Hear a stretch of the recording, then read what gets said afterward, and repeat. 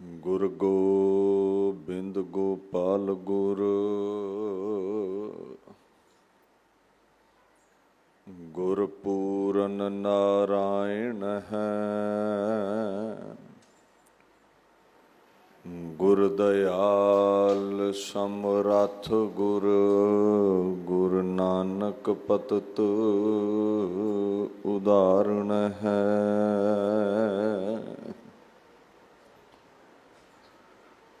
ਚਵਰ ਛਤਰ ਤਖਤ ਦੇ ਮਾਲਕ ਸਾਹਿਬ ਸ੍ਰੀ ਗੁਰੂ ਗ੍ਰੰਥ ਸਾਹਿਬ ਜੀ ਦੀ ਪਾਵਨ ਹਜ਼ੂਰੀ ਅੰਦਰ ਸੱਜ ਬੈਠੀ ਗੁਰੂ ਪਿਆਰੀ ਖਾਲਸਾ ਸਾਧ ਸੰਗਤ ਜੀ ਫਤਿਹ ਪ੍ਰਵਾਨ ਕਰੋ। ਵਾਹਿਗੁਰੂ ਜੀ ਕਾ ਖਾਲਸਾ ਵਾਹਿਗੁਰੂ ਜੀ ਕੀ ਫਤਿਹ। ਧੰਨ ਧੰਨ ਸ੍ਰੀ ਗੁਰੂ ਹਰਕ੍ਰਿਸ਼ਨ ਸਾਹਿਬ ਸੱਚੇ ਪਾਤਸ਼ਾਹ ਜੀ ਦੇ ਪਾਵਨ ਅਸਥਾਨ ਗੁਰਦੁਆਰਾ ਸ਼੍ਰੀ ਬੰਗਲਾ ਸਾਹਿਬ ਵਿਖੇ ਆਪ ਸਰਬੱਤ ਸੰਗਤਾਂ ਹਾਜ਼ਰੀਨ ਹੋ। ਬੜੀ ਸਹਿਜਤਾ ਦੇ ਨਾਲ ਸਤਿਕਾਰਯੋਗ ਸਿੰਘ ਸਾਹਿਬ ਗਿਆਨੀ ਰਣਜੀਤ ਸਿੰਘ ਹੁਣਾ ਆਪ ਸੰਗਤ ਨੂੰ ਤੁਰਕੀ ਬਾਣੀ ਦਾ ਫੁਰਮਾਨ ਸਰਵਣ ਕਰਵਾਇਆ ਹੈ। ਆਓ ਇਸ ਅਗੰਮੀ ਬਾਣੀ ਦੀ ਵਿਆਖਿਆ ਨਾਲ ਜੁੜ ਕੇ ਆਪਣੇ ਸਮੇਂ ਨੂੰ ਜੀਵਨ ਨੂੰ ਸਫਲਾ ਕਰੀਏ। ਸਤਨਾਮ ਸ੍ਰੀ ਵਾਹਿਗੁਰੂ ਸਾਹਿਬ ਜੀ।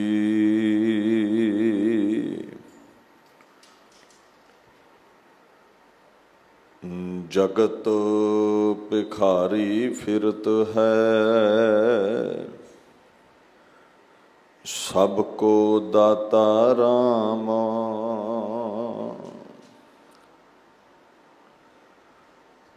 ਧੰਨ ਧੰਨ ਸ੍ਰੀ ਗੁਰੂ ਤੇਗ ਬਹਾਦਰ ਸਾਹਿਬ ਸੱਚੇ ਪਾਤਸ਼ਾਹ।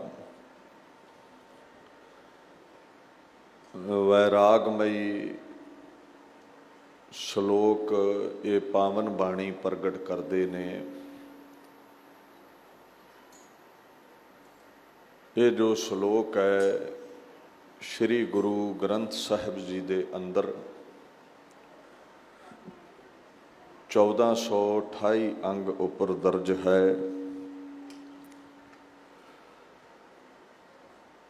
ਗੁਰੂ ਸਾਹਿਬ ਇੱਥੇ ਪਰਮਾਤਮਾ ਦੀ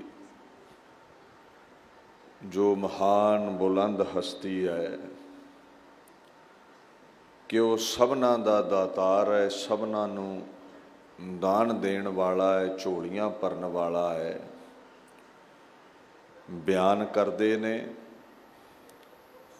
ਔਰ ਮਨੁੱਖਤਾ ਅੰਦਰ ਜੇ ਕੋਈ ਇਹ ਭਰਮ ਪਾਲੀ ਬੈਠਾ ਹੈ ਵੀ ਉਹ ਵੰਡਣ ਵਾਲਾ ਹੈ, ਉਹ ਦੇਣ ਵਾਲਾ ਹੈ, ਤੇ ਉਸ ਵਹਿਮ ਨੂੰ ਖੰਡਿਤ ਕਰਦੇ ਨੇ। ਗੁਰੂ ਸਾਹਿਬ ਕਹਿੰਦੇ ਨੇ ਇਹ ਜਿਹੜਾ ਜਗਤ ਹੈ ਜਨ ਸਮੁਦਾਇ ਹੈ, ਇਹ ਭਿਕਸ਼ਾ ਮੰਗਣ ਵਾਲਾ ਹੈ, ਭਿਕਸ਼ਾਹਾਰੀ ਹੈ। ਸਾਰੇ ਪ੍ਰਮਾਤਮਾ ਤੋਂ ਮੰਗਦੇ ਨੇ, ਕੋਈ ਉੱਚੀ ਬੋਲ ਕੇ ਮੰਗ ਲੈਂਦਾ ਹੈ, ਕੋਈ ਜ਼ਿਹਨ ਵਿੱਚ ਅੰਦਰ ਖਾਤੇ ਮੰਗ ਲੈਂਦਾ ਹੈ। ਬੜੇ ਬੜੇ ਮਰਾਤਬਿਆਂ ਤੇ ਬੈਠੇ ਹੋਏ ਆਗੂ ਜਿਹੜੇ ਨੇ ਉਹ ਵੀ ਉਸ ਪਰਮਾਤਮਾ ਦੇ ਅੱਗੇ ਹੀ ਅਰਦਾਸ ਕਰਦੇ ਨੇ। ਨਿਰਧਨ ਗਰੀਬੜਾ ਤੇ ਅਰਦਾਸ ਕਰੇਗਾ ਹੀ। ਪਰਮਾਤਮਾ ਦਾਤਾਰ ਹੈ, ਦਾਨੀ ਹੈ, ਦੇਣ ਵਾਲਾ ਹੈ। ਔਰ ਉਸ ਪ੍ਰਭੂ ਲਈ ਇੱਥੇ ਲਫ਼ਜ਼ ਵਰਤਿਆ ਹੈ ਰਾਮ। ਰਾਮ ਦਾ ਭਾਵ ਹੁੰਦਾ ਜੋ ਰਮਿਆ ਹੈ, ਜੋ ਸਾਡੇ ਅੰਦਰ ਸਮਾਇਆ ਹੋਇਆ ਹੈ ਔਰ ਹਰ ਜ਼ਰੇ ਵਿੱਚ ਰਵ ਰਿਹਾ ਹੈ।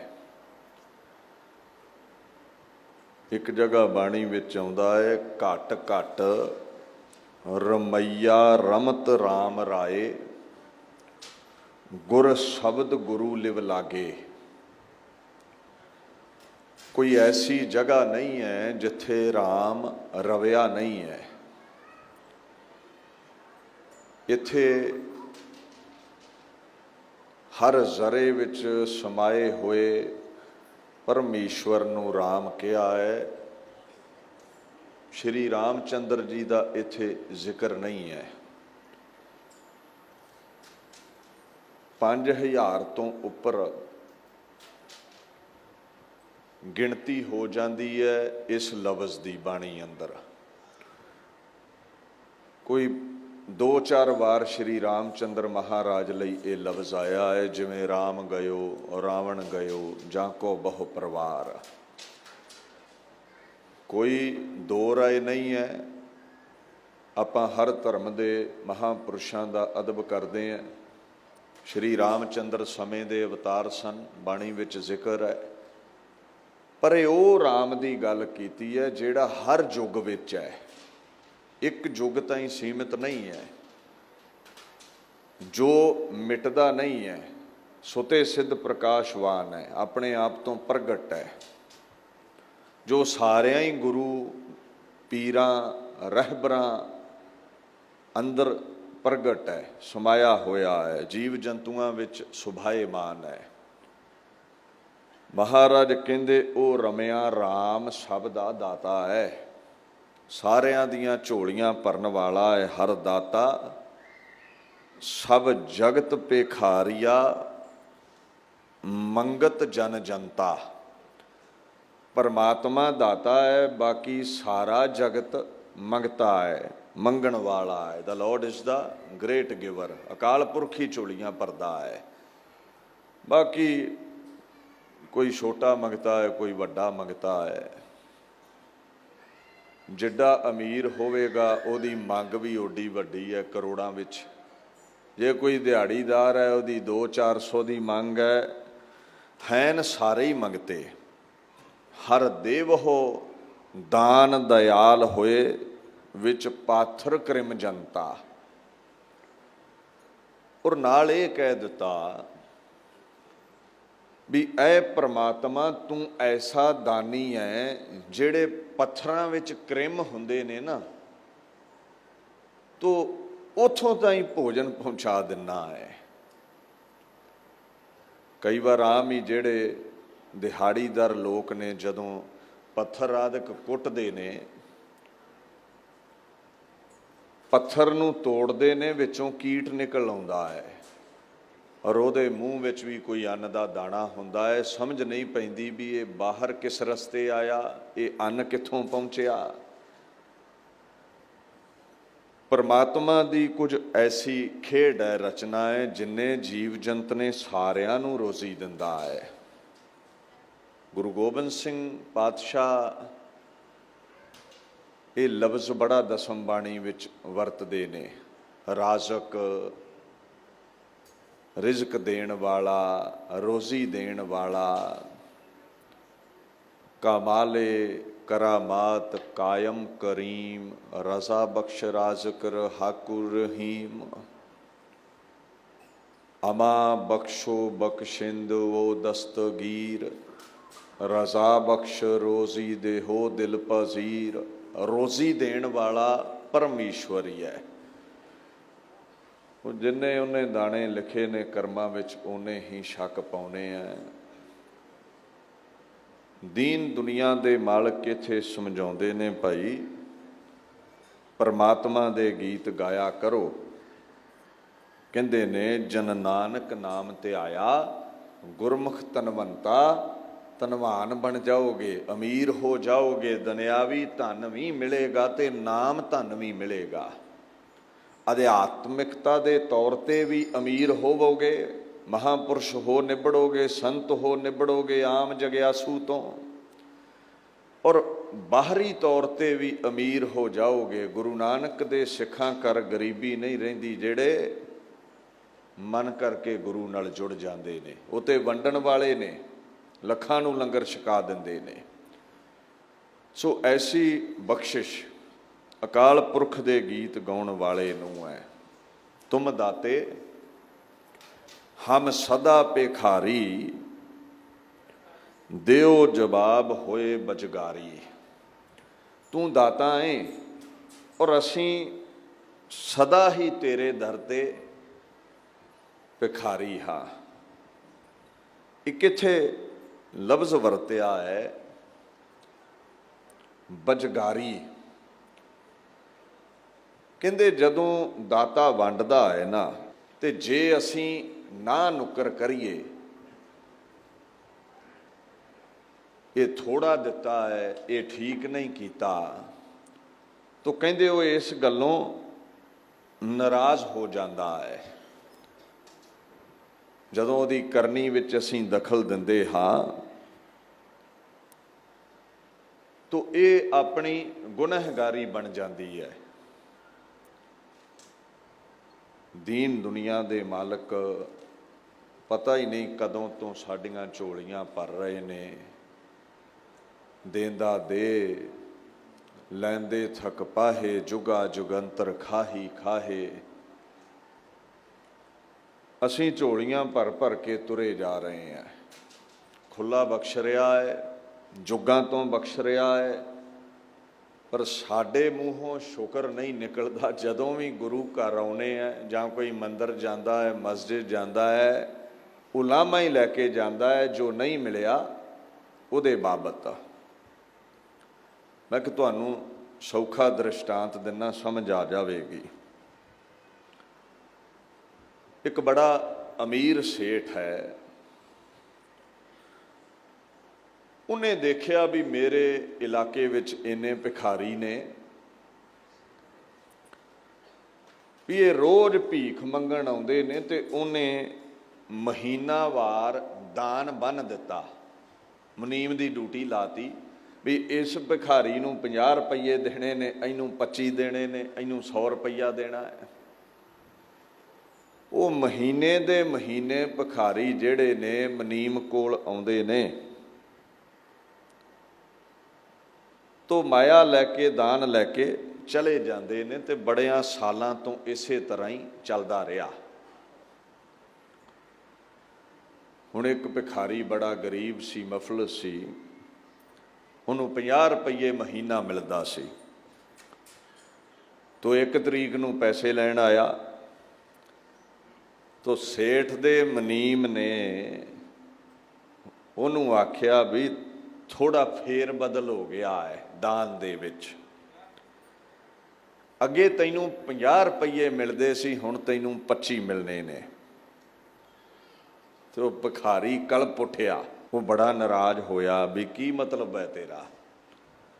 ਸਦਾ ਤੋਂ ਹੀ ਮੈਨੂੰ 50 ਰੁਪਈਏ ਮਿਲਦੇ ਰਹੇ ਨੇ, ਤੇ ਮੈਂ 50 ਰੁਪਈਏ ਲਏ ਬਿਨਾਂ ਇੱਥੋਂ ਨਹੀਂ ਹਟਣਾ। ਮੈਂ 25 ਰੁਪਈਏ ਲੈ ਕੇ ਵਾਪਸ ਨਹੀਂ ਜਾਣਾ। ਤੋ ਮੁਨੀਮ ਨੇ ਸਮਝਾਇਆ ਵੀ ਜਿਸ ਸੇਠ ਦੇ ਦਰ ਤੋਂ ਤੁਸੀਂ ਮਹੀਨਾਵਾਰੀ ਦਾਨ ਲਿਜਾਂਦੇ ਹੋ, ਉਹਨਾਂ ਦੀ ਬੇਟੀ ਦਾ ਹੈ ਵਿਆਹ। ਤੋ ਵਿਆਹ ਦੇ ਉੱਤੇ ਖਰਚਾ ਬੜਾ ਆਉਣਾ ਹੈ। ਸਧਾਰਨ ਵਿਆਹ ਤੇ ਕਰੇਗਾ ਨਹੀਂ, ਬੜਾ ਅਮੀਰ ਹੈ। ਬੜੇ ਰਾਜੇ ਮਹਾਰਾਜੇ ਸ਼ਿਰਕਤ ਕਰਨਗੇ ਵਿਆਹ ਦੇ ਵਿੱਚ। ਸੋ ਥੋੜ੍ਹੀ ਅਸੁਵਿਧਾ ਹੈ, 50 ਦੀ ਜਗ੍ਹਾ 25 ਰੁਪਈਏ ਲੈ ਜਾਓ। ਤੋ ਭਿਖਾਰੀ ਨੇ ਤੇ ਲਾ ਲਿਆ ਧਰਨਾ। ਉਹ ਤੇ ਉੱਚੀ ਉੱਚੀ ਰੌਲਾ ਪਾਉਣ ਲੱਗ ਪਿਆ ਵੀ ਤੁਸੀਂ ਸਮਝਿਆ ਕੀ ਹੈ ਮੈਨੂੰ? ਮੈਂ ਕੋਈ ਅਮੀਰ ਹਾਂ, ਮੈਂ ਕੋਈ ਸੇਠ ਹਾਂ ਵੀ ਤੁਸੀਂ ਮੇਰੇ ਹਿੱਸੇ ਦੇ ਪੈਸੇ ਕੱਟ ਕੇ ਆਪਣੇ ਸੇਠ ਦੀ ਧੀ ਦੇ ਵਿਆਹ ਤੇ ਲਾਓਗੇ? ਹੁਣ ਦਰਅਸਲ ਬਾਤ ਇਹ ਹੈ ਵੀ ਭਿਖਾਰੀ ਨੂੰ ਲੰਮੇ ਸਮੇਂ ਤੋਂ ਦਾਨ ਵਿੱਚ 50 ਰੁਪਈਏ ਮਿਲਦੇ ਸੀ, ਆਦੀ ਹੋ ਗਿਆ। ਦਾਨ ਕੋਈ ਦੇ ਰਿਹਾ ਹੈ ਤੇ ਦਾਨ ਦਾ ਅਧਿਕਾਰੀ ਬਣ ਕੇ ਬਹਿ ਗਿਆ ਵੀ ਇਹ ਮੇਰਾ ਹੈ ਸਭ ਕੁਝ, ਹੱਕ ਜਤਾਉਣ ਲੱਗ ਪਿਆ ਹੈ। ਤੇ ਉਹ ਹੁਣ 25 ਰੁਪਏ ਜਿਹੜੇ ਕੱਟੇ ਜਾ ਰਹੇ ਨੇ, ਉਹ ਜਰ ਨਹੀਂ ਪਾ ਰਿਹਾ। ਅੱਜ ਉਲਾਮਾ ਤੇ ਦੇ ਦਿੱਤਾ ਵੀ 25 ਰੁਪਈਏ ਕੱਟ ਲਏ ਨੇ। ਸਾਲਾਂ ਤੋਂ ਜਿਹੜੇ 50 ਰੁਪਏ ਹਰ ਮਹੀਨੇ ਲੈਂਦਾ ਸੀ, ਕਦੇ ਵੀ ਧੰਨਵਾਦ ਨਹੀਂ ਕਰਨ ਆਇਆ ਸੇਠ ਦਾ ਵੀ ਅਹਿਸਾਨ ਹੈ ਤੇਰਾ ਮੇਰੇ ਤੇ ਜਿਸ ਦਿਨ 50 ਚੋਂ 25 ਰੁਪਏ ਰਹਿ ਗਏ ਉਸ ਦਿਨ ਉਲਾਮਾ ਖੜਾ ਹੋ ਗਿਆ। ਇਸ ਗੱਲ ਨੂੰ ਸਮਝੋ, ਜੋ ਕੁਝ ਵੀ ਜੀਵਨ ਵਿੱਚ ਹੈ ਤੁਹਾਡਾ ਨਹੀਂ ਹੈ। ਨਾ ਮਾਈ, ਨਾ ਬਾਪ, ਨਾ ਬੱਚੇ, ਨਾ ਦੌਲਤਾਂ, ਨਾ ਸ਼ੌਹਰਤਾਂ। ਤੁਸੀਂ ਤੇ ਨੰਗੇ ਆਏ ਸੀ, ਤੋ ਤਨ ਤੇ 2 ਕੱਪੜੇ ਵੀ ਨਹੀਂ ਸੀ ਤੁਹਾਡੇ ਕੋਲ। ਇਹ ਸਭ ਕੁਝ ਇਸ ਸੰਸਾਰ ਤੇ ਨਿਰੰਕਾਰ ਵੱਲੋਂ ਮਿਲਿਆ ਹੈ। ਤੇ ਜਦੋਂ ਉਹ ਆਪਦਾ ਬਖਸ਼ਿਆ ਹੋਇਆ ਵਾਪਸ ਲੈਂਦਾ ਹੈ ਤੇ ਤੁਹਾਨੂੰ ਮੁਸ਼ਕਲ ਕਾਹਦੀ ਹੈ? ਜਦੋਂ ਘਰ ਵਿੱਚ ਮੌਤ ਹੁੰਦੀ ਹੈ ਤੇ ਰੱਬ ਨੂੰ ਵੈਰੀ ਕਹਿੰਦੇ ਆ। ਪੈਸੇ ਆਏ, ਖੇੜਾ ਚੜ ਗਿਆ, ਪੈਸੇ ਹੱਥੋਂ ਨਿਕਲ ਗਏ ਤੇ ਰੱਬ ਨੂੰ ਬੁਰਾ ਭਲਾ ਕਹਿੰਦੇ ਆ। ਜੋ ਪੁੱਛ ਕੇ ਦਿੱਤਾ ਨਹੀਂ ਹੈ ਉਹ ਪੁੱਛ ਕੇ ਲਿਜਾਂਦਾ ਵੀ ਨਹੀਂ ਹੈ। ਪੁੱਛ ਨਾ ਸਾਜੇ, ਪੁੱਛ ਨਾ ਟਾਹੇ। ਇਹ ਵਾਧੂ ਦੇ ਅਧਿਕਾਰੀ ਬਣੇ ਬੈਠੇ ਹੋ ਤੁਸੀਂ। ਮੇਰੀ ਜ਼ਮੀਨ ਹੈ, ਮੇਰਾ ਪਰਿਵਾਰ ਹੈ, ਮੇਰਾ ਪੈਸਾ ਹੈ। ਤੁਹਾਡਾ ਹੁੰਦਾ ਤੇ ਤੁਹਾਡੇ ਨਾਲ ਦੁਨੀਆ ਤੇ ਆਉਂਦਾ ਤੇ ਤੁਹਾਡੇ ਨਾਲ ਤੁਰ ਜਾਂਦਾ। ਮੜੀਆਂ ਤੋਂ ਅੱਗੇ ਤਾਂ ਕੋਈ ਗਿਆ ਹੀ ਨਹੀਂ ਤੁਹਾਡੇ ਨਾਲ, ਨਾ ਕਿਸੇ ਨੇ ਜਾਣਾ ਹੈ। ਅੱਛਾ, ਜਦੋਂ ਵੀ ਆਏ ਹਾਂ ਕਟੌਤੀ ਬਾਬਤ ਵਿਰੋਧ ਹੀ ਕਰਨ ਆਏ ਆ ਵੀ ਪਿਛਲੇ ਸਾਲ ਆਮਦਨੀ ਵੱਧ ਸੀ, ਐਤਕੀ ਘਟ ਗਈ ਹੈ। ਕਦੇ ਧੰਨਵਾਦ ਕਰ ਨਹੀਂ ਆਏ ਵੀ ਔਕਾਤ ਨਾਲੋਂ ਵੱਧ ਦਿੱਤਾ ਹੈ। ਕਦੇ ਇਸ ਦੁਰਲੱਭ ਜ਼ਿੰਦਗੀ ਬਾਬਤ ਧੰਨਵਾਦ ਕੀਤਾ ਹੈ? ਮੌਤ ਦੀ ਸਾਰੇ ਸ਼ਿਕਾਇਤ ਕਰਨਗੇ। ਇਹ ਨਹੀਂ ਸੀ ਹੋਣਾ ਚਾਹੀਦਾ। ਸੁੱਖ ਦੇ ਵੇਲੇ ਕੋਈ ਧੰਨਵਾਦ ਨਹੀਂ, ਦੁੱਖ ਦੇ ਵੇਲੇ ਸ਼ਿਕਾਇਤ ਹੈ।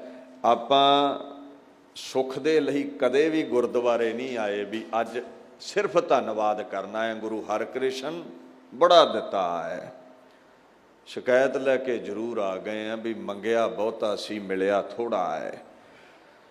ਪਰਮਾਤਮਾ ਨੂੰ ਜਦੋਂ ਵੀ ਪੁਕਾਰਿਆ ਹੈ, ਦੁੱਖ ਵਿੱਚ ਪੁਕਾਰਿਆ ਹੈ, ਦਰਦ ਵਿੱਚ ਪੁਕਾਰਿਆ ਹੈ, ਕੋਈ ਸ਼ਿਕਾਇਤ ਕਰਨ ਲਈ ਪੁਕਾਰਿਆ ਹੈ, ਕਦੇ ਧੰਨਵਾਦ ਲਈ 2 ਬੋਲ ਸਾਡੇ ਗਲੂਏ ਚੋਂ ਨਹੀਂ ਨਿਕਲੇ। ਇਹਨੂੰ ਪਤਾ ਬਾਣੀ ਨੇ ਕੀ ਕਿਹਾ ਹੈ? 10 ਵਸਤੂ ਲੈ ਪਾਸ਼ੈ ਭਾਵੈ, ਏਕ ਵਸਤ ਕਾਰਨ ਬਿਖੋਟ ਗਵਾਵੈ।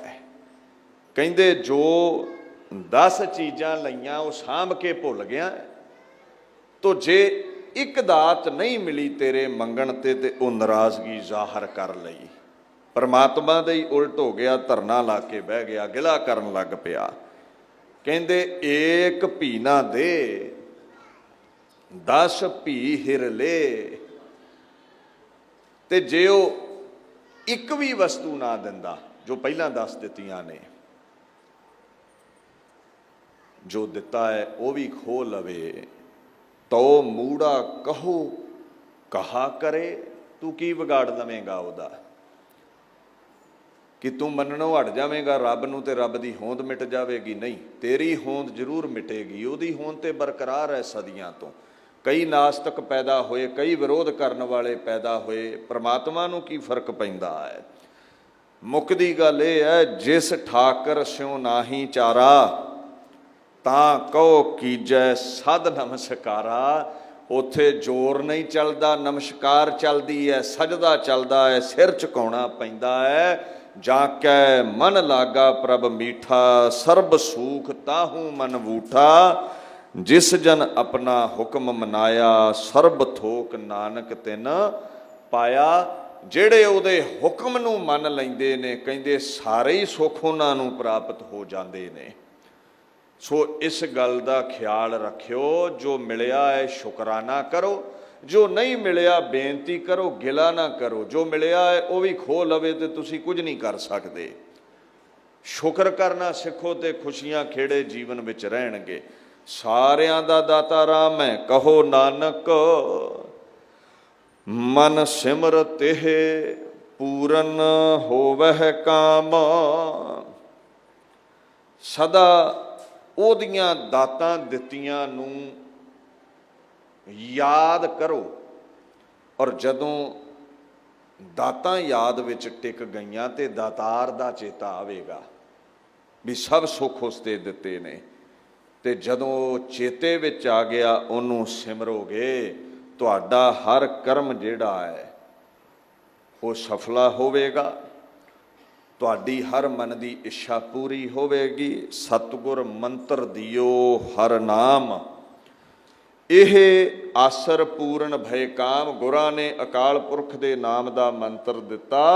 ਜਦੋਂ ਮੰਤਰ ਦਾ ਆਸਰਾ ਲੈ ਲਿਆ, ਸਾਰੇ ਹੀ ਕਾਰਜ ਜਿਹੜੇ ਨੇ ਨੇਪਰੇ ਚੜ ਗਏ। ਪੂਰਨ ਆਸ ਕਰੀ ਖਿਨ ਭੀਤਰ, ਹਰ ਹਰ ਹਰ ਗੁਣ ਜਾਪੇ ਜੀਓ। ਜਿਨ੍ਹਾਂ ਹਰੀ ਦੇ ਗੀਤ ਗਾਏ, ਉਹਨਾਂ ਦੀ ਹਰ ਆਸਾ ਪੂਰੀ ਹੋ ਗਈ। ਅੱਗੇ ਗੁਰੂ ਤੇਗ ਬਹਾਦਰ ਸਾਹਿਬ ਹੁਕਮ ਕਰਦੇ ਨੇ, ਝੂਠੈ ਮਾਨ ਕਹਾ ਕਰੈ, ਜਗ ਸੁਪਨੇ ਜਿਉ ਜਾਨ। ਮਹਾਰਾਜ ਆਖਣ ਲੱਗੇ, ਇਸ ਸਰੀਰ ਦਾ, ਇਸ ਸੰਸਾਰ ਦਾ, ਆਪਣੇ ਤਖਤ ਦਾ, ਜਾਤ ਦਾ, ਸੱਜਣਾ ਮਿੱਤਰਾਂ ਦਾ, ਰਿਸ਼ਤੇਦਾਰਾਂ ਦਾ ਮਾਣ ਕਿਉਂ ਕਰਦਾ ਹੈ? ਇਹ ਜਿਤਨੀ ਵੀ ਰਚਨਾ ਅੱਖਾਂ ਨਾਲ ਵੇਖਦਾ ਹੈ, ਸੁਪਨੇ ਵਰਗੀ ਹੈ।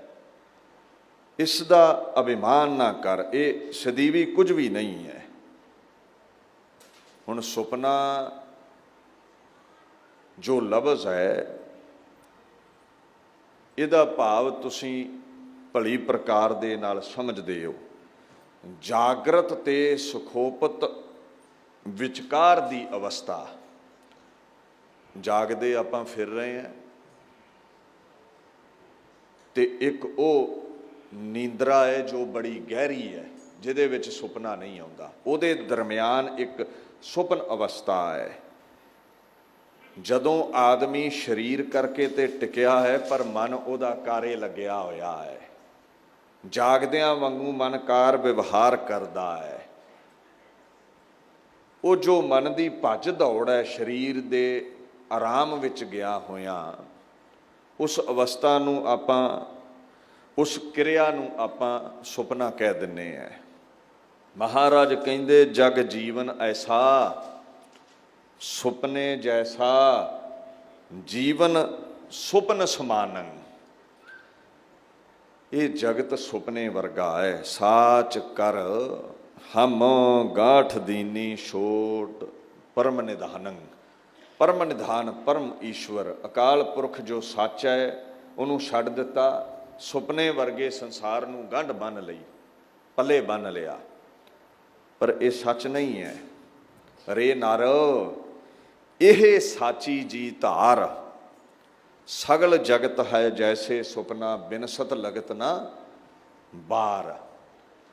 ਰਾਤ ਨੂੰ ਸੁਪਨਾ ਆਉਂਦਾ ਹੈ, ਰਾਜ ਭਾਗ ਭੋਗ ਰਿਹਾ ਹੈ, ਤੇ ਵੈਸੇ ਚਾਹੇ ਭਿਖਾਰੀ ਹੋਵੇ, ਉਹ ਸੁਪਨ ਅਵਸਥਾ ਵਿੱਚ ਮਾਲੂਮ ਹੁੰਦਾ ਹੈ ਵੀ ਰਾਜ ਮਿਲ ਗਿਆ ਹੈ। ਤੂੰ ਤਾਂ ਖਿਣ ਭੀਤਰ ਦਾ ਰਾਜ ਹੈ। ਜਦੋਂ ਅੱਖ ਖੁੱਲ ਗਈ, ਕਿਸੇ ਨੇ ਕੰਨੋਂ ਫੜ ਕੇ ਉਠਾ ਦਿੱਤਾ, ਅੱਖ ਖੁੱਲਿਆਂ ਪਤਾ ਲੱਗਿਆ ਵੀ ਇਹ ਕੁਝ ਵੀ ਸੱਚ ਨਹੀਂ ਸੀ। ਹੱਥੋਂ ਰੇਤ ਵਾਂਗੂ ਕਿਰ ਗਿਆ ਸੁਪਨਾ। ਵਾਰ-ਵਾਰ ਯਤਨ ਕੀਤਿਆਂ ਵੀ ਉਹ ਸੁਪਨਾ ਫਿਰ ਨਹੀਂ ਆਉਂਦਾ। ਉਹ ਮੈਲ ਨਹੀਂ ਉਸਰਦੇ ਜਿਹੜੇ ਸੁਪਨੇ ਵਿੱਚ ਟਿਕੇ ਹੋਏ ਸਨ। ਇਸੇ ਤਰ੍ਹਾਂ ਹੀ ਇਹ ਦੁਨੀਆ ਹੈ।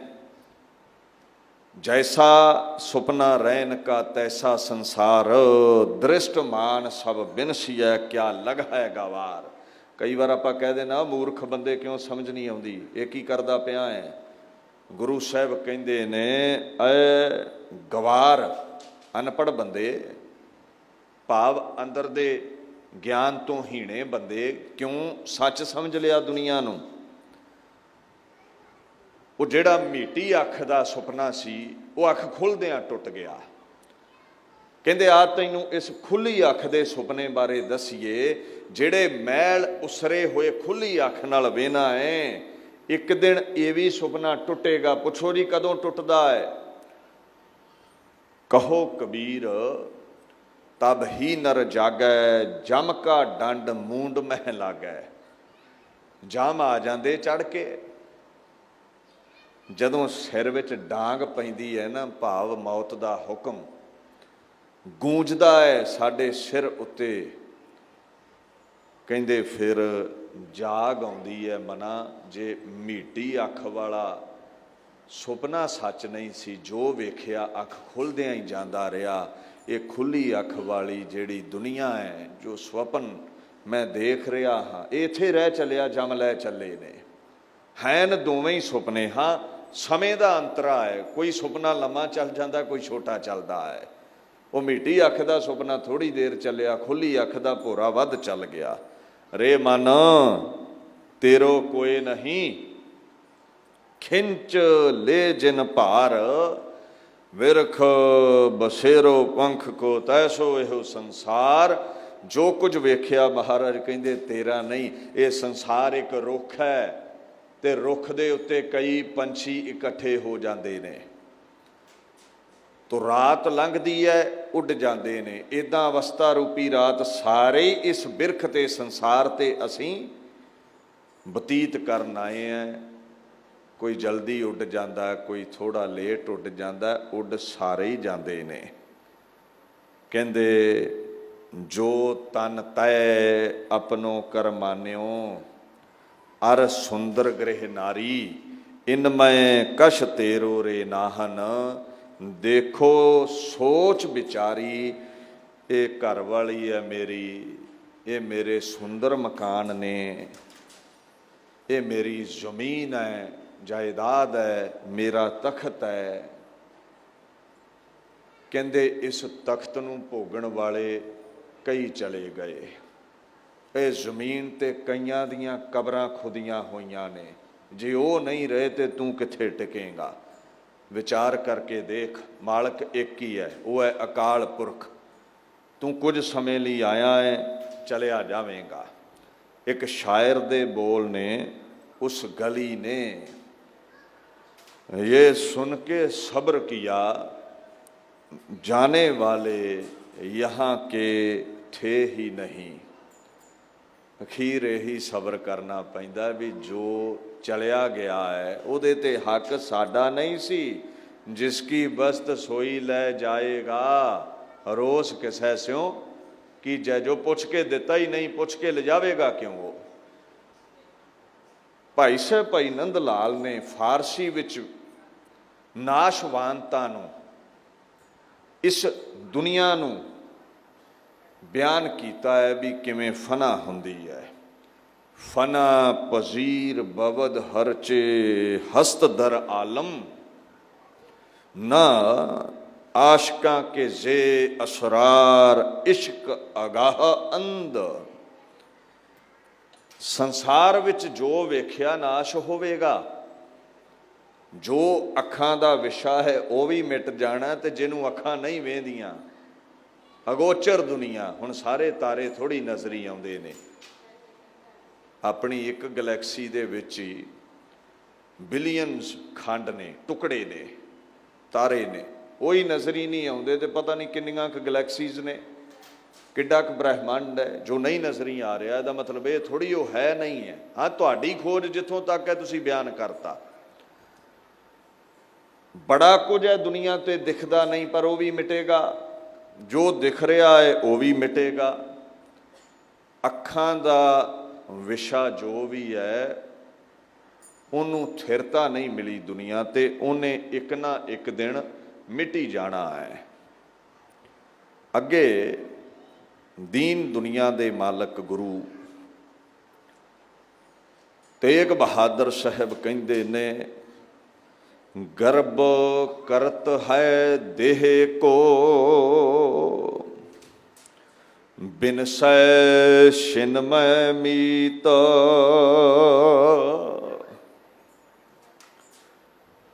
ਕਹਿੰਦੇ ਬੜਾ ਅਟਿਆ ਰਹਿਣਾ ਹੈ ਹੰਕਾਰ ਦੇ ਵਿੱਚ। ਕੀ ਮਾਣ ਇਸ ਮਿੱਟੀ ਦੀ ਦੇਹੀ ਦਾ ਕਰਦਾ ਹੈ। ਅੱਖ ਝੁਮਕਣ ਜਿੰਨੇ ਸਮੇਂ ਵਿੱਚ ਬਿਨਸ ਜਾਵੇਗੀ, ਮਿਟ ਜਾਵੇਗੀ, ਇਹਨੇ ਟਿਕੇ ਨਹੀਂ ਰਹਿਣਾ। ਇੱਕ ਛਿਣ ਲੱਗੇਗਾ ਇਹਦਾ ਖੁਰਾ ਖੋਜ ਮਿਟਣ ਦੇ ਲਈ। ਇੱਕ ਜਗ੍ਹਾ ਮਹਾਰਾਜ ਕਹਿੰਦੇ, ਤੂੰ ਕਾਏ ਗਰਭ ਹੈ ਬਾਵਲੀ, ਜੈਸੇ ਭਾਦੋ ਖੂੰਬ ਰਾਜ, ਤੂੰ ਤਿਸਤੇ ਖਰੀ ਉਤਾਵਲੀ। ਖੁੰਬਾਂ ਦੀ ਸਬਜ਼ੀ ਖਾਂਦੇ ਹੋ ਨਾ, ਗੰਦਗੀ ਵਿੱਚ ਪੈਦਾ ਹੁੰਦੀਆਂ ਨੇ, ਰੂੜੀ ਤੇ ਪੈਦਾ ਹੁੰਦੀਆਂ ਨੇ, ਹਿਊਮਸ ਵਿੱਚ ਪੈਦਾ ਹੁੰਦੀਆਂ ਨੇ। ਤੋ ਜਿਹੜੀ ਖੁੰਬ ਹੈ ਉਹ ਬੜੀ ਜਲਦੀ ਮੁਰਝਾ ਜਾਂਦੀ ਹੈ। ਕੋਈ 8 ਕੁ ਪੈਰ ਉਹਦੀ ਉਮਰ ਹੈ। ਉਹ ਕਮ ਸੇ ਕਮ ਖੁੰਬ ਦੀ ਗਰੰਟੀ ਤੇ ਹੈ 8 ਪੈਰ ਕੱਢ ਜਾਵੇਗੀ। ਮਹਾਰਾਜ ਕਹਿੰਦੇ ਤੈਨੂੰ ਗਰਭ ਕਾਹਦਾ ਹੈ, ਤੇਰੀ ਤੇ ਅਗਲੇ ਸਾਹ ਦੀ ਗਰੰਟੀ ਕੋਈ ਨਹੀਂ ਦਿੰਦਾ। हजरत इंसान का कितना तिकाम्बर तेज है, माटी का पुतला बना फिर माटी से परहेज है। कहते मिट्टी का पुतला है। इन्ना अहंकार कादा है, जिहड़ी कदमां तले रुल रही है उसे मिट्टी का ते बनिया तू, एक दिन उसे मिट्टी विच रलेगा पवेगा। बड़ा तिकाम्बर उच्चा है, बड़ा अहंकार उच्चा है, चंद तारियां वांगू हंकार चमकदा है तेरा। माड़ी जी मिट्टी उड के पै जावे ते कपड़े झाड़दा है। रमाल कढ लैंदे सरदार जी भी कित्थों मिट्टी लग गई। बड़ा हंकार करदा है, कोई मिट्टी नहीं झाड़ेगा जदों सिर विच पै गई। अंत समा आ गया। ये फुल मिट्टी विच ही रुलने ने। जे चुक के दरियाए पा दिते, नहरे रोड़ दिते ते वो भी खीर रेता मिट्टी विच ही रुलने ने। सो गर्भ महाराज कहते किस गल दा है, तख्त दा करदा है। कई राजे चले गए, ना गरीब नूं काल छड्डदा है, ना अमीर नूं छड्डदा है। दुनिया तुरी जा रही है। सो बाणी कहती है हम आदमी हाँ एकदमी मोहलत मोहत ना जाना। एक साह दा भरोसा नहीं है बंदे दा, माण नहीं करना चाहिदा। जिह प्राणी हर जस कहियो, नानक तेह जग जीत। इस गल का ख्याल रखियो, ये जीवन नेक कर्म करन लई मिलिया है। जग जीत उही है जिन्ने नेक नामी होना कीता, जिन्ने गुनाह नहीं कीते, जिन्ने पाप नहीं कीता, जिन्ने भला ही कीता है, जिन्ने हर जरे विच परमात्मा नूं प्रगट जाणिया है, सब दे नाल प्रेम कीता है। सो महाराज दीन दुनिया दे मालक सानू इत्थे समझाउंदे ने, भलिया जीवन सफला उसदा जिन्ने परमात्मा की प्राप्ति कर ली। भाई परापतमा नुख दे हुरिया गोबिंद मिलन की ये तेरी वरिया। ये वारी सी रब नूं पाउण दी। जिन्ने रब नूं पा लिया ਉਹੀ ਮੁਕਤ ਹੈ। ਬਾਕੀ ਗਰਭ ਨਾ ਕਰ, ਇੱਥੇ ਕੋਈ ਰਹਿਣ ਵਾਲਾ ਨਹੀਂ ਹੈ। ਆਪਾਂ ਸਾਰੇ ਸ੍ਰੀ ਗੁਰੂ ਤੇਗ ਬਹਾਦਰ ਸਾਹਿਬ ਦਾ ਪ੍ਰਕਾਸ਼ ਦਿਹਾੜਾ ਮਨਾ ਕੇ ਹਟੇ ਹਾਂ। 21 ਅਪ੍ਰੈਲ ਨੂੰ ਸੀ, तो कल आप श्री गुरु अर्जन साहब जी का प्रकाश दिहाड़ा मना के हटे हैं, जो 23 अप्रैल नूं सी। हुण गुरु गोबिंद सिंह साहिब सच्चे पातशाह ये जिहड़े हुक्मरान जुल्म करते ने गुरां ते, जिवें गुरु अर्जन साहिब नूं जहांगीर ने शहीद कर दिता, गुरु तेग बहादुर साहिब नूं औरंगजेब ने शहीद कर दिता, तो गुरु गोबिंद सिंह जफरनामे विच समझाउंदे ने औरंगजेब गर्भ किस गल दा है, हंकार किस देही दा करदा है, तू की सोचदा है, मेरे पिता शहीद कर दिते, मेरे साहिबजादे शहीद कर दिते, ये दुखां लदी घड़ी मेरे परिवार ते आ गई, की तेरे महिलां विच हासे ही गूंजणे ने, तेरे ते समा नहीं आवेगा, खिण पल विच तेरी देह दा नाश हो जावेगा, तू गाफुल मशो जी सी पंजी साराए के आलम बा गुजरद सारे जा बजाए। इस संसार नूं सदीवी ना समझ, तू गाफुल ना हो, ये संसार सरां वर्गा है, ये तेरे महल नहीं, ये सरां है, किते इन्हां महलां विच तेरा पिता ਸ਼ਾਹਜਹਾਨ ਬਹਿੰਦਾ ਸੀ ਅੱਜ ਨਜ਼ਰ ਹੀ ਨਹੀਂ ਆਉਂਦਾ। ਕਦੇ ਇਹਨਾਂ ਮਹਿਲਾਂ ਦੇ ਵਿੱਚ ਤੇਰਾ ਦਾਦਾ ਜਹਾਂਗੀਰ ਟਿਕਦਾ ਸੀ, ਅੱਜ ਨਜ਼ਰ ਹੀ ਨਹੀਂ ਆਉਂਦਾ। ਅੱਜ ਤੂੰ ਇੱਥੇ ਟਿਕਿਆ ਹੋਇਆ ਹੈ, ਇਹਨੂੰ ਮਲਕੀਅਤ ਨਾ ਸਮਝ। ਇਹ ਜਿਹੜਾ ਸਮੇਂ ਦਾ ਚੱਕਰ ਹੈ ਹਰ ਇੱਕ ਦੇ ਸਿਰ ਉੱਤੇ ਅਟੱਲ ਹੈ, ਚੱਲੇਗਾ। ਇਹ ਸੰਸਾਰ ਸਰਾਂ ਵਰਗਾ ਹੈ। ਤੋ ਜਿਹੜੀ ਸਰਾਂ ਹੁੰਦੀ ਹੈ ਨਾ, ਤੇ ਸਰਾਂ ਵਿਚਲਾ ਸਾਜੋ ਸਮਾਨ ਰਾਹੀਆਂ ਦਾ ਨਹੀਂ ਹੁੰਦਾ ਜਿਹੜੇ ਰਾਤ ਕੱਟਦੇ ਨੇ। ਤੋ ਅਸੀਂ ਐਵੇਂ ਸੰਸਾਰ ਤੇ ਜੋ ਕੁਝ ਹੈ ਆਪਣਾ ਸਮਝ ਕੇ ਬੈਠ ਗਏ। ਤੇ ਮਹਾਰਾਜ ਕਹਿੰਦੇ ਨੇ ਚੰਗੇ ਕੰਮ ਕਰ, ਨੇਕ ਕਰਮ ਕਰ, ਸਰੀਰ ਨਹੀਂ ਰਹਿਣਾ, ਨਾਮ ਹੀ ਰਹਿ ਜਾਵੇ। ਗਏ ਗੁਰੂ ਅਰਜਨ ਸਾਹਿਬ ਵੀ ਸਰੀਰ ਕਰਕੇ ਦੁਨੀਆ ਤੋਂ, ਪਰ ਲੋਕ ਪੂਜਾ ਕਰਦੇ ਨੇ। ਨੇਕ ਨਾਮੀ ਅਕਾਲ ਪੁਰਖ ਦਾ ਸਰਗੁਣ ਸਰੂਪ ਗਿਆ। ਜਹਾਂਗੀਰ ਵੀ ਹੈ ਗੁਰਾਂ ਦਾ ਕਾਤਲ। ਸ਼ਰਾਬ ਕਬਾਬ ਵੇਸਵਾਵਾਂ ਵਿੱਚ ਜੀਵਨ ਗਰਕ ਹੋਇਆ ਸੀ ਉਸ ਬੰਦੇ ਦਾ। ਤਾਂ ਹੀ ਖੁਸਰੋ ਨੇ ਬਗਾਵਤ ਕੀਤੀ ਸੀ ਆਪਣੇ ਪਿਤਾ ਦੇ ਉਲਟ। ਔਰ ਨੂਰ ਜਹਾਂ ਰਾਜ ਭਾਗ ਸਾਂਭਦੀ ਸੀ। ਐਡਾ ਅਯਾਸ਼ ਬੰਦਾ ਸੀ, ਹੋਸ਼ ਹੀ ਕੋਈ ਨਹੀਂ। ਲਾਹਨਤਾਂ ਪੈਂਦੀਆਂ ਨੇ ਅੱਜ। ਗੁਰੂ ਤੇਗ ਬਹਾਦਰ ਸਾਹਿਬ ਦੀ ਜੈ ਜੈਕਾਰ ਹੈ। ਔਰੰਗਜ਼ੇਬ ਦੀ ਮੜੀ ਤੇ ਜੇ ਦੀਵਾ ਬਲਦਾ ਹੈ ਤੇ ਉਹ ਵੀ ਕੋਈ ਸਿੱਖ ਚਲਿਆ ਜਾਵੇ ਪਾਪੀ ਦੀ ਕਬਰ ਵੇਖਣ ਦੇ, ਭਾਵੇਂ 2 ਰੁਪਈਏ ਦੇ ਆਵੇ ਤੇਲ ਦੇ, ਨਹੀਂ ਤੇ ਦੀਵਾ ਜਗਾਉਣ ਵਾਲਾ ਕੋਈ ਨਹੀਂ ਉੱਥੇ। ਤੇ ਗੁਰੂ ਤੇਗ ਬਹਾਦਰ ਸਾਹਿਬ ਦੇ ਦਿਹਾੜੇ ਖੰਡਾਂ ਬ੍ਰਹਿਮੰਡਾਂ ਤਾਈਂ ਗੂੰਜ ਰਹੇ ਨੇ। ਪ੍ਰਕਾਸ਼ ਵੀ ਤੇ ਸ਼ਹੀਦੀ ਵੀ ਲੋਕ ਮਨਾਉਂਦੇ ਨੇ। ਨੇਕ ਨਾਮੀ ਦਾ ਨਾਮ ਰਹਿ ਜਾਂਦਾ ਹੈ। ਸਰੀਰ ਨਾ ਗੁਰੂ ਦਾ ਰਿਹਾ, ਨਾ ਪੀਰ ਦਾ ਰਿਹਾ, ਨਾ ਸੰਤ ਦਾ ਰਿਹਾ, ਨਾ ਸਾਕਤ ਦਾ ਰਿਹਾ। ਸੋ ਮਹਾਰਾਜ ਕਹਿੰਦੇ ਜੀਵਨ ਸਫਲਾ ਕਰ, ਰੱਬ ਦੇ ਗੀਤ ਗਾ, ਗਰੀਬ ਗੁਰਬੇ ਤੇ ਦਇਆ ਕਰ। ਕਦੇ ਜਾਵੇਂ ਤੇ ਗਲੀਆਂ ਦੇ ਕੱਖ ਰੋਣ ਵੀ ਕਿਉਂ ਚਲਿਆ ਗਿਆ ਹੈ। ਉਹ ਦਾਨੀ ਬਣ, ਸੰਤ ਬਣ, ਮਹਾਤਮਾ ਬਣ, ਦਾਤਾਰ ਬਣ, ਸੂਰਮਾ ਬਣ। ਚੰਗੇ ਕਰਮ ਕਰ, ਕੋਈ ਯਾਦ ਰਵੇ ਤੇਰੀ ਦੁਨੀਆ ਤੇ। ਕਿੰਨੇ ਦਿੱਲੀ ਵਿੱਚ ਲੋਕ ਆਉਂਦੇ ਜਾਂਦੇ ਨੇ, ਕੋਈ ਯਾਦ ਮਨਾਉਂਦਾ ਹੈ? ਬਾਬਾ ਬੰਦਾ ਸਿੰਘ ਬਹਾਦਰ ਦੀ ਯਾਦ ਹੈ। ਧਰਮ ਦੀ ਝੋਲੀ ਕੁਝ ਪਾਇਆ ਹੈ, ਦੀਨਾਂ ਦੀ ਮਦਦ ਕੀਤੀ ਹੈ। ਬਾਬਾ ਗੁਰੂ ਤੇਗ ਬਹਾਦਰ ਸਾਹਿਬ ਖੁਦ ਖੁਦਾ, ਉਹਨਾਂ ਦੀ ਯਾਦ ਹੈ। ਸੋ ਔਰੰਗਜ਼ੇਬ ਨੂੰ ਮਹਾਰਾਜ ਕਹਿੰਦੇ ਮਜ਼ਨ ਤੇਗ ਬਰਖੂਨ ਕਸਬੇ ਦਰੇਗ, ਧੂਰਾ ਨੀਜ਼ ਖੂਹ ਅਸਤ ਬਾ ਚਰਖ ਤੇਗ। ਔਰੰਗਜ਼ੇਬ ਤੂੰ ਕਿਉਂ ਤਲਵਾਰ ਚਲਾਉਣਾ ਹੈ, ਜ਼ੁਲਮ ਕਰਦਾ ਹੈ, ਲੋਕਾਂ ਦਾ ਲਹੂ ਵਹਾਉਣਾ ਹੈ। ਇੱਕ ਦਿਨ ਪਰਮਾਤਮਾ ਦੇ ਹੁਕਮ ਦੀ ਤਲਵਾਰ ਚੱਲੇਗੀ, ਤੇਰਾ ਲਹੂ ਵੀ ਡੁੱਲਣਾ ਹੈ। ਮੌਤ ਸਭ ਤੇ ਆਉਂਦੀ ਹੈ, ਰੱਬੀ ਹੁਕਮ ਹੀ ਅਟੱਲ ਹੈ। ਔਰੰਗਜ਼ੇਬ ਨੂੰ ਨਸੀਹਤ ਦਿੰਦੇ ਪਾਤਸ਼ਾਹ, ਜਿਸ ਤਖਤ ਤੇ ਬੈਠਾ ਹੈ ਨਿਆਂ ਕਰ, ਜ਼ੁਲਮ ਨਾ ਕਰਿਆ ਕਰ। ਮੈਂ ਅੱਜ ਕੱਲ੍ਹ ਵੇਖਦਾ ਹਾਂ ਵੀ ਅਸੀਂ ਧਰਮਾਂ ਦੀਆਂ ਕੰਧਾਂ ਵਿੱਚ ਇਤਨੇ ਜਕੜੇ ਗਏ, ਦੂਸਰੇ ਧਰਮ ਨਾਲ ਨਫ਼ਰਤ ਪੈਦਾ ਹੋ ਗਈ।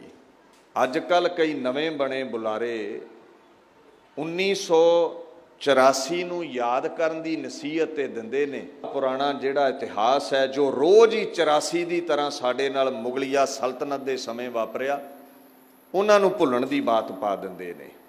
ਜਿਸ ਦਿਨ ਗੁਰੂ ਨਾਨਕ ਸਾਹਿਬ ਨੇ ਨਵਾਂ ਧਰਮ ਚਲਾਇਆ ਨਾ, ਗੁਰੂ ਅਰਜਨ ਸਾਹਿਬ ਦੇ ਬੋਲ ਨੇ, ਨਾ ਹਮ ਹਿੰਦੂ ਨਾ ਮੁਸਲਮਾਨ, ਅੱਲਾਹ ਰਾਮ ਕੇ ਪਿੰਡ ਪ੍ਰਾਨ, ਗੁਰ ਸਤਗੁਰ ਕਾ ਜੋ ਸਿੱਖ ਅਖਾਏ ਸੋ ਭਲ ਕੇ ਉਠਰ ਨਾਮ ਤੇ ਆਵੇ। ਅਸੀਂ ਹਿੰਦੂ ਨਹੀਂ, ਅਸੀਂ ਮੁਸਲਮਾਨ ਨਹੀਂ, ਸਾਡਾ ਧਰਮ ਵੱਖਰਾ ਹੈ। ਗੁਰੂ ਗੋਬਿੰਦ ਸਿੰਘ ਬਚਿੱਤਰ ਨਾਟਕ ਵਿੱਚ ਲਿਖਦੇ ਨੇ, 3 ਬੇਦੀਨ ਕੀ ਕੁਲ ਵਿਖੇ ਪ੍ਰਗਟੇ ਨਾਨਕ ਰਾਏ, 3 ਇਹ ਕਲਮੋ ਧਰਮ ਚਲਾਇਓ, ਸਭ ਸਾਧਨ ਕੋ ਰਾਹ ਬਤਾਇਓ।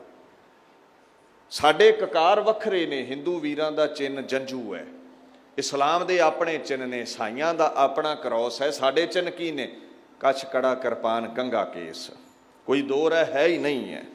ਸਾਡਾ ਧਰਮ ਵੱਖਰਾ ਹੈ, ਪਰ ਅਸੀਂ ਕਿਸੇ ਧਰਮ ਨਾਲ ਨਫ਼ਰਤ ਵੀ ਨਹੀਂ ਕਰਦੇ। ਕੋਈ ਬੋਲੇ ਰਾਮ ਰਾਮ, ਕੋਈ ਖੁਦਾਏ, ਕੋਈ ਸੇਵੇ ਗੁਸਈਆਂ, ਕੋਈ ਇਲਾਹੇ। ਜਿਸ ਦਿਨ ਗੁਰੂ ਨਾਨਕ ਸਾਹਿਬ ਨੇ ਨਵਾਂ ਧਰਮ ਚਲਾਇਆ ਨਾ, ਉਦਣ ਦੋ ਧਿਰ ਸੀ ਜਿਨ੍ਹਾਂ ਨੂੰ ਮੁਸ਼ਕਿਲ ਖੜੀ ਹੋਈ। ਇੱਕ ਬ੍ਰਾਹਮਣ ਨੂੰ ਮੁਸ਼ਕਿਲ ਖੜੀ ਹੋ ਗਈ ਵੀ ਗੁਰੂ ਨਾਨਕ ਸਾਹਿਬ ਨੇ ਜੰਝੂ ਨਹੀਂ ਪਾਇਆ, ਅਸੀਂ ਇਸਲਾਮ ਨੂੰ ਭਾਰਤ ਚੋਂ ਕੱਢਣਾ ਸੀ, ਮੁਗਲਿਆ ਸਲਤਨਤ ਦਾ ਰਾਜ ਹੈ, ਜ਼ੁਲਮ ਕਰਦੇ ਨੇ, ਇਹ ਤੀਸਰਾ ਧਰਮ ਖੜਾ ਹੋ ਗਿਆ। ਸੋ ਬ੍ਰਾਹਮਣ ਪਿੱਛੇ ਪੈ ਗਿਆ ਸਿੱਖਾਂ ਦੇ। ਦੂਸਰੀ ਤਰਫ ਮੁਗਲਿਆ ਸਲਤਨਤ ਹਿੰਦੂਆਂ ਨੂੰ ਮਿਟਾਉਣਾ ਚਾਹੁੰਦੀ ਸੀ। ਉਹ ਕਹਿੰਦੇ ਜੀ ਇਹ ਤੇ ਤੀਜਾ ਧਰਮ ਸਿੱਖ ਪੈਦਾ ਹੋ ਗਏ, ਉਹ ਵੀ ਸਾਨੂੰ ਮਿਟਾਉਣਾ ਚਾਹੁੰਦੇ ਨੇ। ਜਿਵੇਂ ਨਵੇਂ ਬਲਦੇ ਦੀਵੇ ਨੂੰ ਚਾਰੋਂ ਦਿਸ਼ਾ ਤੋਂ ਖਤਰਾ ਹੁੰਦਾ ਹੈ, ਸਾਨੂੰ ਖਤਰਾ ਪੈਦਾ ਹੋ ਗਿਆ। ਤੇ ਇਹ ਕਹਿ ਦੇਣਾ ਵੀ ਦੀਵੇ ਨੂੰ ਇੱਕ ਤਰਫੋਂ ਹੀ ਹਵਾ ਬੁਝਾਉਂਦੀ ਹੈ, ਦੂਜੇ ਤਰਫੋਂ ਨਹੀਂ। ਅਖੇ ਜੀ ਗੁਰੂ ਅਰਜਨ ਸਾਹਿਬ ਦੀ ਸ਼ਹੀਦੀ ਦਾ ਕਾਰਨ ਚੰਦੂ ਸੀ ਹਿੰਦੂ। ਅਖੇ ਜਹਾਂਗੀਰ ਦੇ ਉਹਨੇ ਕੰਨ ਭਰੇ ਤੇ ਫਿਰ ਸ਼ਹੀਦੀ ਦਾ ਹੁਕਮ ਹੋਇਆ। ਚੰਦੂ ਨੂੰ ਬੇਗੁਨਾਹ ਸਾਬਤ ਨਹੀਂ ਕੀਤਾ ਜਾ ਸਕਦਾ, ਪਰ ਜਹਾਂਗੀਰ ਨੂੰ ਬੇਗੁਨਾਹ ਸਾਬਤ ਕਰਨਾ, ਇਹ ਵੀ ਧਰਮ ਦੇ ਨਾਲ ਧੋਖਾ ਕਰ ਰਹੇ ਹੋ ਤੁਸੀਂ। ਕਦੇ ਜਹਾਂਗੀਰ ਦੀ ਆਪਣੀ ਆਟੋਬਾਇਓਗ੍ਰਾਫੀ ਪੜ੍ਹਿਓ, ਤੁਜ਼ਕੇ ਜਹਾਂਗੀਰੀ, ਫਾਰਸੀ ਦੀ ਪੁਸਤਕ ਹੈ, ਜੇ ਕਿਸੇ ਨੂੰ ਆਉਂਦੀ ਹੈ ਤੇ ਪੜ੍ਹ ਲਿਓ। ਉਹ ਲਿਖਦਾ ਹੈ ਗੋਇੰਦਵਾਲ ਵਿੱਚ ਜੋ ਦਰਿਆਏ ਬਿਆਸ ਦੇ ਕੰਢੇ ਤੇ ਗੁਰੂ ਅਰਜਨ ਨਾਮੀ ਹਿੰਦੂ ਪੀਰ ਰਹਿੰਦਾ ਸੀ। ਸਿੱਧੇ ਸਾਦੇ ਹਿੰਦੂ ਮੁਸਲਮਾਨ ਉਹਦੇ ਚੰਗੁਲ ਵਿੱਚ ਫਸ ਗਏ, ਸਿੱਖ ਬਣ ਗਏ। ਇਹ ਝੂਠ ਦੀ ਦੁਕਾਨ ਉਹਦੀ ਕੁਝ ਪੀੜ੍ਹੀਆਂ ਤੋਂ ਚੱਲ ਰਹੀ ਸੀ। ਮੈਂ ਚਾਹੁੰਦਾ ਸੀ ਝੂਠ ਦੀ ਦੁਕਾਨ ਬੰਦ ਕਰ ਦੇਵਾਂ, ਇਹ ਸੋਚ ਸੀ ਜਹਾਂਗੀਰ ਦੀ ਸਾਡੇ ਸਿੱਖਾਂ ਬਾਰੇ। ਔਰ ਉਹਦੇ ਕੰਨ ਭਰਨ ਵਾਲਿਆਂ ਦੀ ਗੱਲ ਦੱਸਾਂ, ਇੱਕ ਨਕਸ਼ਬੰਦੀ ਮਤ ਹੋਇਆ ਹੈ, ਇਹ B ਕਲਾਸ ਸੀ ਇਸਲਾਮ ਦੀ, ਇਹਨਾਂ ਕੰਨ ਭਰੇ। ਦੂਸਰਾ ਸਖੀ ਸਰਵਰ ਮਤ, ਕਬਰਾਂ ਵਾਲੇ। ਗੁਰੂ ਅਰਜਨ ਸਾਹਿਬ ਦੇ ਸਮੇਂ ਸਿੱਖੀ ਪ੍ਰਫੁੱਲਤ ਹੋ ਰਹੀ ਸੀ, ਕਬਰਾਂ ਘਟ ਰਹੀਆਂ ਸਨ, ਇਹਨਾਂ ਵੀ ਕੰਨ ਭਰੇ ਜਹਾਂਗੀਰ ਦੇ। ਚੰਦੂ ਦੀ ਕੁੜੀ ਦਾ ਸਾਕ ਮੋੜਿਆ, ਚੰਦੂ ਨੇ ਵੀ ਕੰਨ ਭਰੇ ਜਹਾਂਗੀਰ ਦੇ। ਔਰ ਜਿਹੜੇ ਕਾਨਾ ਪੀਲੂ ਛੱਜੂ ਹਸਨ ਭਗਤ ਬਣ ਕੇ ਆਏ ਸੀ ਅੰਮ੍ਰਿਤਸਰ, ਜਿਨ੍ਹਾਂ ਦੇ ਬੋਲ ਬਾਣੀ 'ਚ ਦਰਜ ਨਹੀਂ ਹੋਏ, ਉਹਨਾਂ ਵੀ ਈਰਖਾ ਵਸ ਜਹਾਂਗੀਰ ਦੇ ਕੰਨ ਭਰੇ।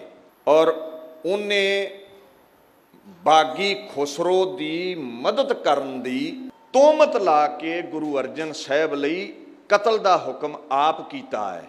ਜਦੋਂ ਇੰਗਲਿਸ਼ ਵਿੱਚ ਵੀ ਤੁਸੀਂ ਤੁਸਕੇ ਜਹਾਂਗੀਰੀ ਪੜ੍ਹਦੇ ਹੋ ਤੇ ਉੱਥੇ ਸਾਫ਼ ਲਿਖਦਾ ਹੈ, ਜਹਾਂਗੀਰ ਕਹਿੰਦਾ he behave to Khusro in certain special ways.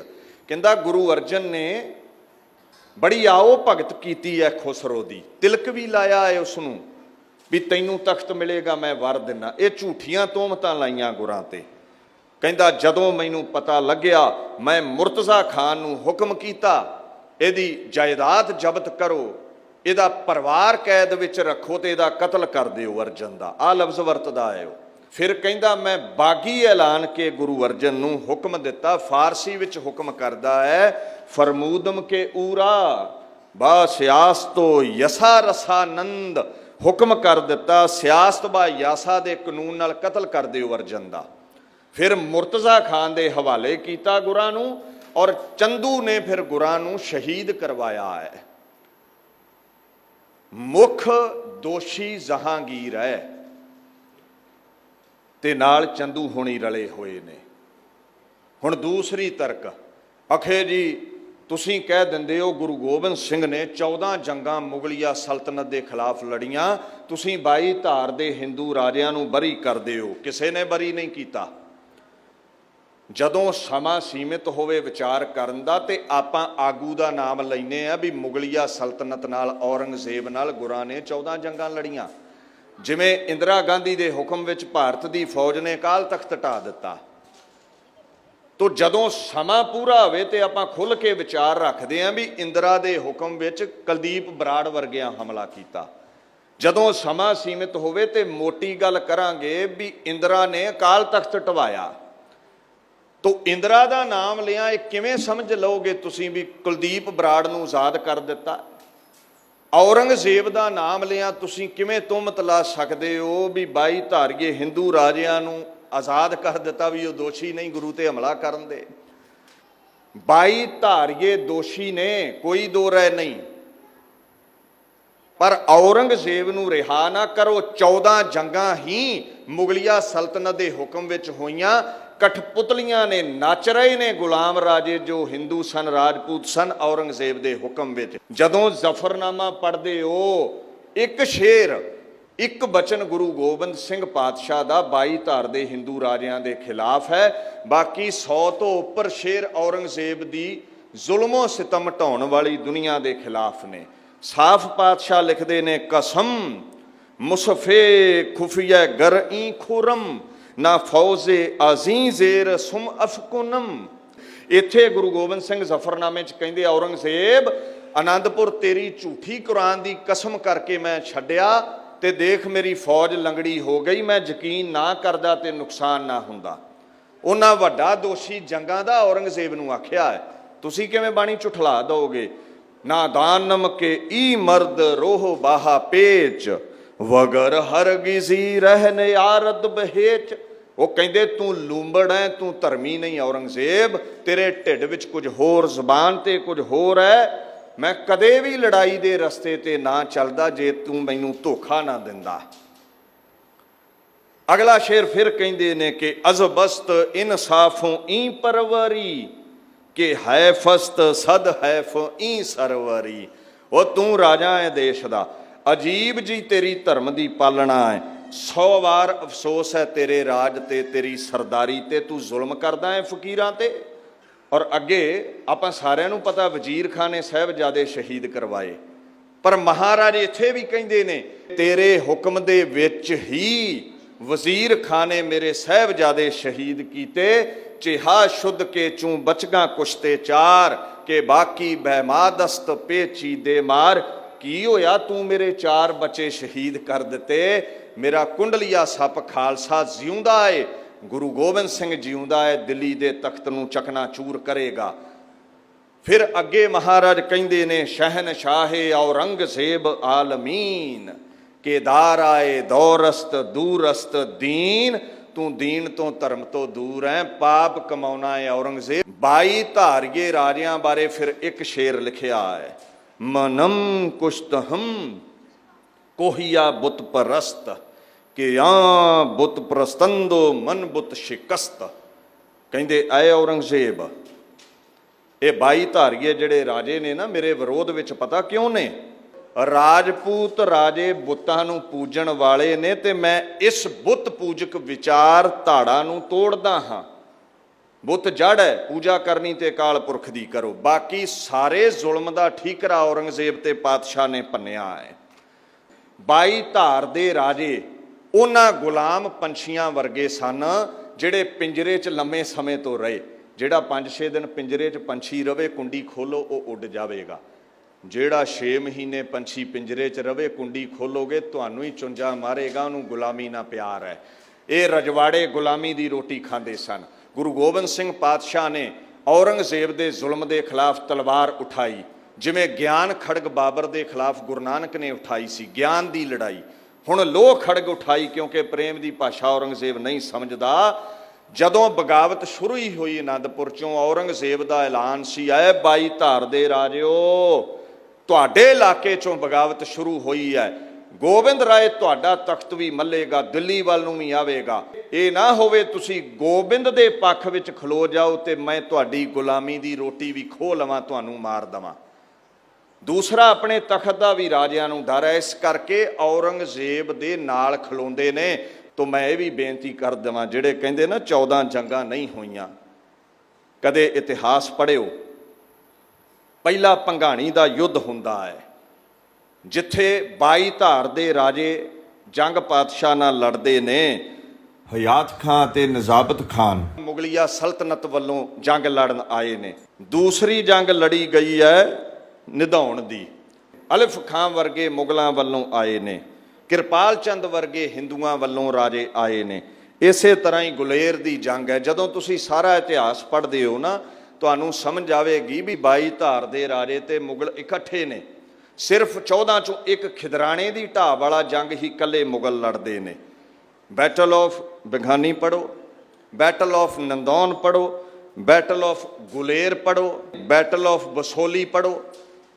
ਕਦੇ ਵੇਰਵਾ ਲੈਣਾ ਹੋਇਆ ਤੇ ਵਿਹਲੇ ਟਾਈਮ ਆਪਾਂ ਜ਼ਿਕਰ ਕਰਾਂਗੇ। ਆਨੰਦਪੁਰ ਹੀ 4 ਤੋਂ 5 ਲੜਾਈਆਂ ਹੋਈਆਂ, ਚਮਕੌਰ ਦੀ ਗੜੀ ਲੜਾਈ ਹੋਈ, ਖਿਦਰਾਣੇ ਦੀ ਢਾਬ ਲੜਾਈ ਹੋਈ। ਇਹ ਬੜਾ ਲੰਬੇਰਾ ਇਤਿਹਾਸ ਹੈ। ਔਰ ਮੈਂ ਇੱਕ ਗੱਲ ਕਹਿ ਦੇਵਾਂ, ਦੋਵਾਂ ਤਰਫਾਂ ਤੋਂ ਹਵਾ ਚੱਲੀ ਸੀ, ਬ੍ਰਾਹਮਣ ਵੱਲੋਂ ਵੀ ਤੇ ਮੁਗਲ ਵੱਲੋਂ ਵੀ, ਸਿੱਖੀ ਦੇ ਦੀਵੇ ਨੂੰ ਬੁਝਾਉਣ ਲਈ। ਪਰ ਅਸੀਂ ਫਿਰ ਵੀ ਕਿਸੇ ਧਰਮ ਨਾਲ ਨਫ਼ਰਤ ਨਾ ਕੀਤੀ ਹੈ, ਨਾ ਕਰਨੀ ਹੈ। ਗੁਰੂ ਗੋਬਿੰਦ ਸਿੰਘ ਤੇ ਆਪ ਲਿਖਦੇ ਨੇ, ਹਿੰਦੂ ਤੁਰਕ ਕੋ ਰਾਫਜ਼ੀ ਇਮਾਮ ਸਾਫੀ ਮਾਨਸ ਕੀ ਜਾਤ ਸਭੈ ਏਕੇ ਪਹਿਚਾਨਬੋ। ਗੁਰੂ ਅਰਜਨ ਸਾਹਿਬ ਆਪ ਲਿਖਦੇ ਨੇ, ਏਕ ਪਿਤਾ ਏਕਸ ਕੇ ਹਮ ਬਾਰਕ ਤੂੰ ਮੇਰਾ ਗੁਰਹਾਈ। ਸਿੱਖ ਕਿਸੇ ਧਰਮ ਦਾ ਦੁਸ਼ਮਣ ਨਹੀਂ। ਜਿਹੜਾ ਕਹਿ ਦੇਣਾ ਇਹ ਜਿਹੜਾ ਸਮਾਗਮ ਕਰਵਾਇਆ ਗਿਆ ਹੈ ਭਾਰਤ ਸਰਕਾਰ ਵੱਲੋਂ, ਇਹ ਸਰਕਾਰੀ ਸਮਾਗਮ ਹੈ ਜੀ। ਮੇਰੀ ਇੱਕ ਗੱਲ ਦਾ ਖਿਆਲ ਰੱਖਿਓ, ਜਿਸ ਦਿਨ ਭਾਰਤ ਸਰਕਾਰ ਦੇ ਸਮਾਗਮ ਚੋਂ ਇਹ ਗੱਲ ਚੱਲੇਗੀ ਵੀ ਜੰਝੂ ਪਹਿਨ ਲੈਣ ਸਿੱਖ, ਅਸੀਂ ਵਿਰੋਧ ਕਰਾਂਗੇ। ਜਿੰਨਾ ਚਿਰ ਭਾਰਤ ਸਰਕਾਰ ਸ੍ਰੀ ਗੁਰੂ ਤੇਗ ਬਹਾਦਰ ਸਾਹਿਬ ਨੂੰ ਸਿੱਖ ਜਗਤ ਦਾ ਰਹਿਬਰ ਕਹਿੰਦੀ ਹੈ, ਦੁਨੀਆ ਦਾ ਰੱਖਿਅਕ ਕਹਿੰਦੀ ਹੈ, ਸਨਾਤਨ ਮਤ ਨੂੰ ਬਚਾਉਣ ਵਾਲਾ ਕਹਿੰਦੀ ਹੈ, ਸਾਡੇ ਤੇ ਜੰਝੂ ਨਹੀਂ ਥੋਪਦੀ, ਸਾਡੇ ਪਿਓ ਦੇ ਸੋਹਲੇ ਗਾਉਂਦੀ ਹੈ ਤੇ ਅਸੀਂ ਨਾਲ ਹਾਂ। ਸਾਡੇ ਪਿਓ ਦੀ ਵਡਿਆਈ ਦੇਸ਼ਾਂ ਦਸ਼ੰਤਰਾਂ ਵਿੱਚ ਜਿਹੜਾ ਪਹੁੰਚਾਵੇਗਾ ਉਹਦੇ ਨਾਲ ਹਾਂ ਅਸੀਂ। ਜਿਹੜਾ ਸਾਡੇ ਤਖਤ ਢਾਵੇਗਾ, ਸਾਡੀ ਖਿਲਾਫਤ ਕਰੇਗਾ, ਉਹਦੇ ਵਿਰੋਧ ਵਿੱਚ ਹਾਂ। ਇੱਕ ਹੋਰ ਬੇਨਤੀ ਕਰ ਦੇਵਾਂ, ਜਿਹੜੇ ਕਹਿੰਦੇ ਨਾ ਜੀ ਇਹਨਾਂ ਸਟੇਜਾਂ ਤੋਂ ਪ੍ਰਬੰਧਕ ਕਹਿ ਦਿੰਦੇ ਨੇ ਜੀ ਇਹ ਕਥਾ ਕਰੋ, ਉਹ ਕਥਾ ਕਰੋ, ਵਿਚਾਰ ਲਈ ਖੁੱਲ੍ਹਾ ਸੱਦਾ ਹੈ। ਅਸੀਂ ਬਾਣੀ ਬਾਣੇ ਸਿਧਾਂਤ ਤੇ ਚੱਲਣ ਵਾਲੇ ਹਾਂ, ਨਾ ਕਿਸੇ ਪ੍ਰਬੰਧਕ ਦੇ ਕਹੇ ਵਿੱਚ ਚੱਲਦੇ ਹਾਂ। ਜੇ ਸਰਕਾਰਾਂ ਦੀ ਗੱਲ ਕਰਦੇ ਹੋ, ਜਿਸ ਦਿਨ ਭਾਰਤ ਵਰਸ਼ ਦੀ ਸਰਕਾਰ ਨੇ ਖੇਤੀ ਕਾਨੂੰਨ ਲਾਗੂ ਕੀਤੇ, ਇਸੇ ਬੰਗਲਾ ਸਾਹਿਬ ਦੀ ਸਟੇਜ ਤੋਂ ਦਾਸ ਨੇ ਪਹਿਲਾ ਵਿਰੋਧ ਕੀਤਾ ਹੈ। ਜਿਸ ਦਿਨ ਨਿਸ਼ਾਨ ਸਾਹਿਬ ਦਾ ਲਾਲ ਕਿਲੇ ਤੇ ਵਿਰੋਧ ਹੋਇਆ, ਇਸੇ ਸਟੇਜ ਤੋਂ ਦਾਸ ਨੇ ਕਿਹਾ ਜੇ ਨਿਸ਼ਾਨ ਸਾਹਿਬ ਨਾ ਝੂਲਿਆ ਹੁੰਦਾ ਤੇ ਅੱਜ ਤਿਰੰਗਾ ਨਾ ਝੂਲਦਾ।